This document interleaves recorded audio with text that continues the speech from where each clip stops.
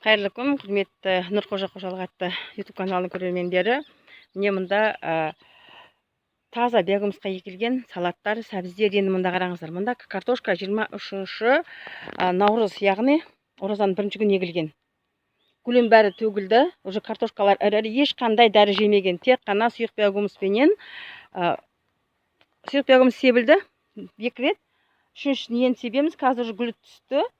Тек қана биогумусқа егілген. Ал енді мұнда тағы да биогумусқа егілген картошкамыз. Бұл 24-не егілген. Bir күн разницасы екеуінің. Астында картошкалар үлкен-үлкен. Бұл жақ бір күн разницаның өзі бұл жақ гүлдеп тұр әлі. Bir күннің өзі разница беріп тұр. Міне, бұл таза биогумусқа егілген картошка, ешқандай да химикат берілмеген.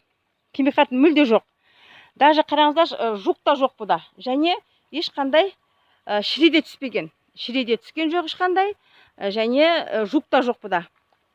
Бәрі тап-таза. Әп-әдемі болып, міне гүлдер төгіліп жатыр. Бұл 24-не егілген наурыздың, ал іштегі 23-не егілген. Міне. Ал енді мына жақта біздің шылаушандардың бұрттары. Биогумусты өзіміз өндіріп жатырмыз. Не соның арқасында біз табиғи эко өнім алып жатырмыз міне. Биогумустың арқасында. Сіздер де биогумусты қолданыңыздар. Бұл табиғи тыңайтқыш, әрі отбасыңызға эко өнім сыйлайсыздар. Таза табиғи өнім, тәп-тәтті картошка жейсіздер.